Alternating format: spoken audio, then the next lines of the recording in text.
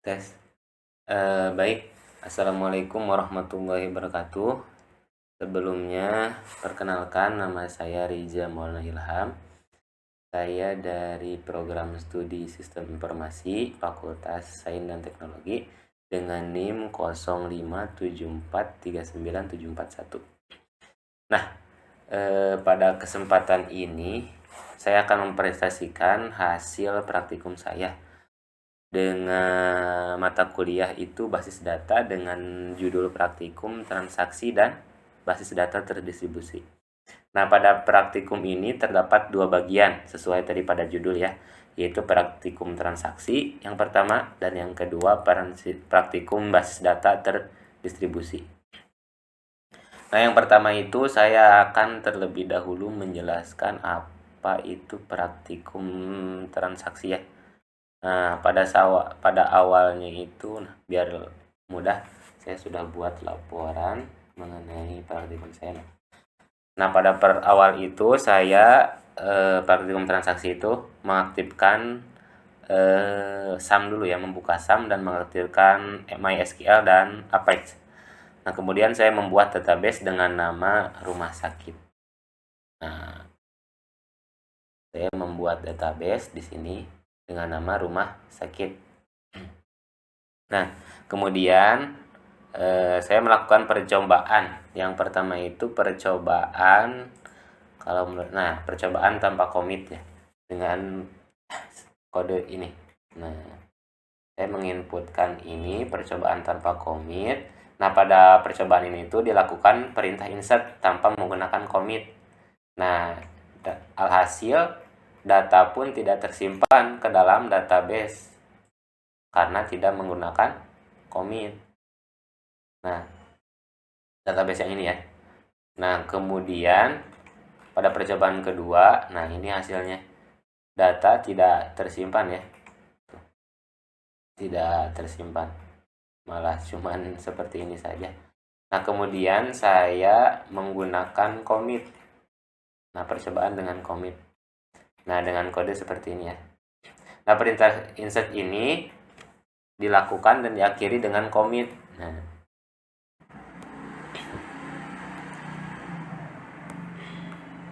Nah, hasilnya data berhasil tersimpan secara permanen. Nah, ini ya.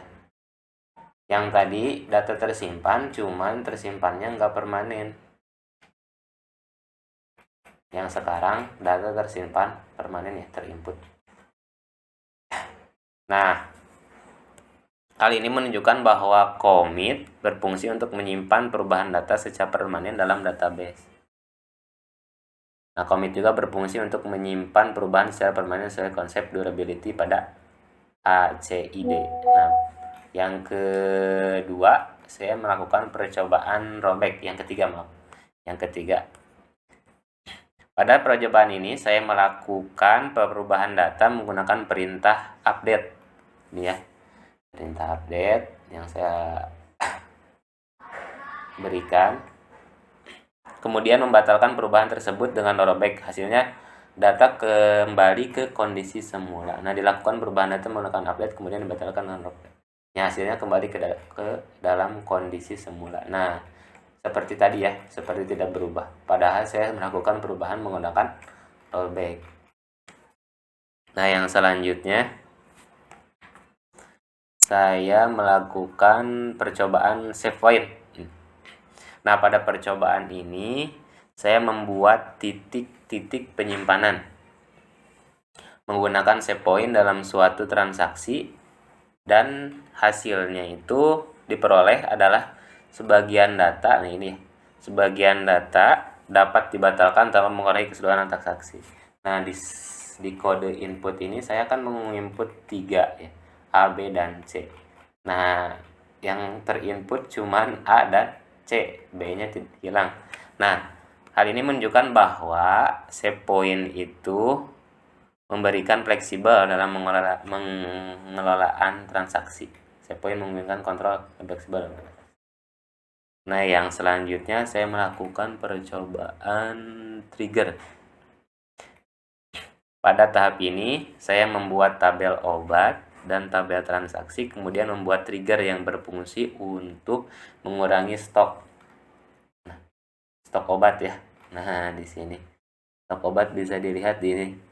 Asalnya 20 menjadi 15. Ya, saya kurangi dari 50 ya. Nah, maaf. Untuk mengurangi stok obat. Nah, setelah lakukan insert, pada tabel transaksi hasil yang diperoleh adalah stok obat berkurang secara otomatis. Nah, stok obat berkurang secara otomatis setelah insert transaksi. Nah, hal ini juga menunjukkan bahwa trigger dapat menjalankan perintah secara otomatis tanpa intervensi manual. Nah, selanjutnya saya melakukan praktikum basis data terdistribusi yang kedua ya. Praktikum transaksi sudah selesai. Nah, yang kedua saya melakukan basis data terdistribusi.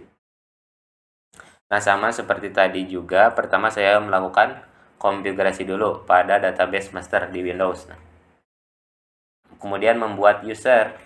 Ya, saya membuat user dulu di Windows khusus untuk keperluan replikasi. Nah, setelah itu saya melakukan export database dari Windows dan mengimpor ini ya. Dan mengimpor dari Windows ke Ubuntu. Nah, menggunakan VirtualBox ya. Tapi di sini VirtualBox-nya kayaknya nge-lag. Nah, ini. Maaf. Saya buka dulu VirtualBox-nya kalau bisa. RAM laptop saya kecil. Jadi kalau buka VirtualBox kayaknya agak nge-lag. Ya, dari tadi seperti ini. Boleh ya, gak apa-apa lah. Karena saya juga sudah buat laporan. Nah, di sini saya ada bukti pengerjaan praktikum. Nah, yang pertama itu saya melakukan konfigurasi, lalu ekspor ya ke database Ubuntu dengan database Windows. Nah, kemudian setelah konfigurasi selesai, saya melakukan pengujian replikasi. Nah, ini ya. Dan alhasil aplikasinya running yes dan SQL IOR yes, dua-duanya yes. Nah, setelah konfigurasi selesai, saya melakukan pengujian, saya menambahkan data pada database Windows sebagai master. Nah, ya. Mana yang tadi? Terlalu besar kayaknya. Nah, hal ini juga menunjukkan bahwa proses replikasi database telah berhasil dilakukan ini ya. Nah, menghubungkan database Windows sebagai master dan Ubuntu sebagai slave. Sebagai uji coba tambahan, saya kembali menambahkan data pada tabel pasien ini.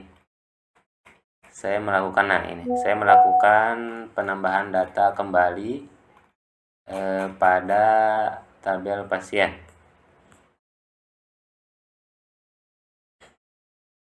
Di Windows. Nah, saya juga di Windows. Nah, ini. Dan hasilnya data tersebut juga terinput. Mana yang tadi Ahmad? Terinput terinput di Ubuntu. Nah, data yang ditambahkan di Windows berhasil muncul di Ubuntu tanpa perlu menginput ulang. Nah, hal ini juga membuktikan bahwa sistem master dan slave telah terhubung dengan baik. Nah, kalau bisa kita buka, nah ini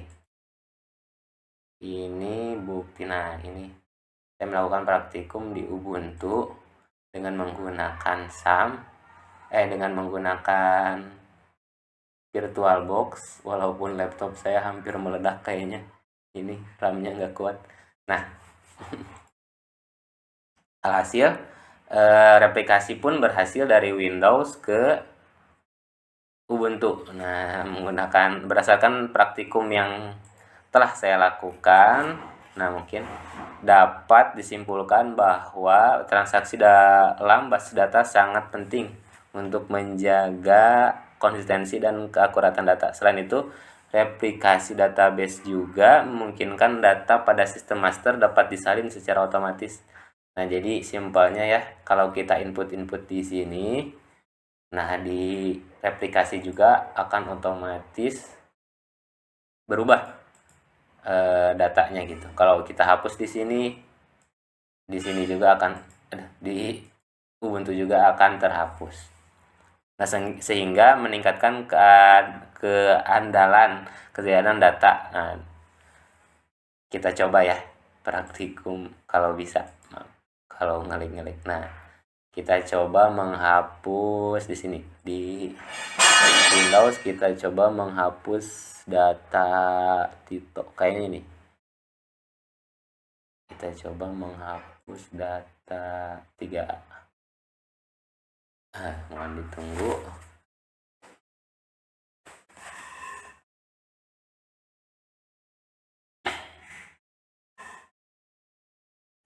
Kita coba sambil menunggu mungkin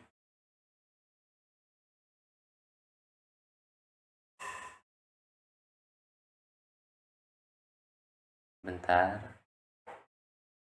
Ya, ternyata lama sekali. Ini sudah berapa menit? Baru 11 menit.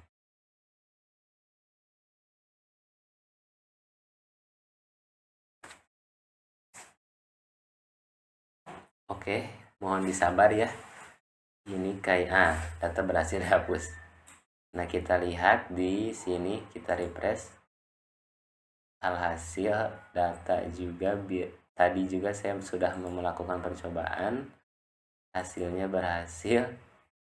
Maaf, kayaknya ini juga nggak bisa dipencet.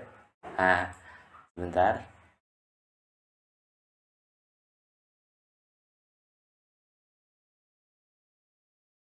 Kita pencet F5 untuk refresh. Kita tadi menghapus data A ya. Data A. Ya, data. Nama pasien dengan nama A.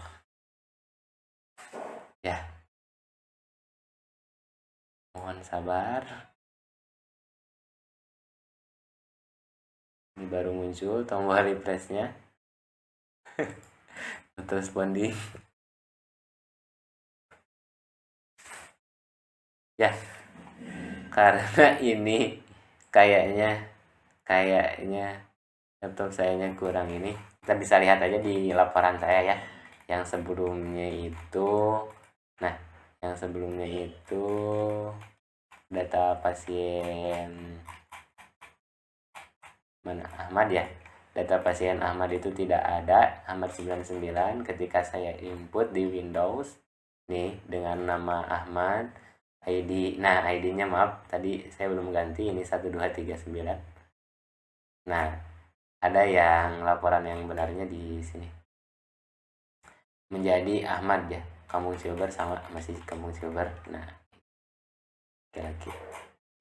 Nah, saya juga sudah input di sini kalau tidak salah. Ini masih refresh ya.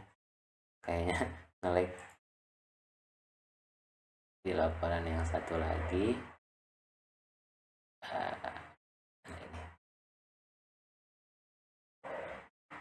Salah input ternyata. Salah input gambar.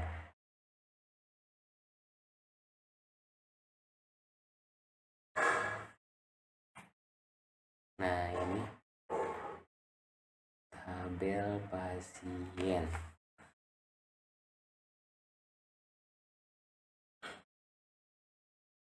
Laptop saya mau meledak kayaknya ini. Masya Allah. Not responding ya teman-teman. Baik, kita lanjut yang tadi. Nah, untuk yang tadi ya, yang saya input 199, nah 1234. Nah, di sini juga masuk bahwasannya di Linux ya, bisa dilihat. Masuk Ahmad 123. Nah, untuk yang tadi mungkin pembuktiannya kalau bisa kayaknya nggak bisa deh, laptopnya ngeleh. Insya Allah kalau bisa ya.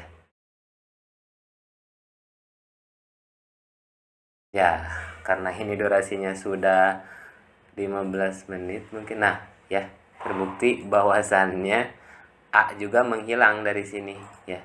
Nah, sama ya. Eh mungkin dicukupkan dari saya. Tadi juga sudah ditarik kesimpulan bahwasannya praktikum ini, berdasarkan dilakukan bahwasanya transaksi dan basis data sangat penting menjaga konsistensi dan keakuratan data. Baik, mungkin sekian dari saya. Terima kasih. Wassalamualaikum warahmatullahi wabarakatuh.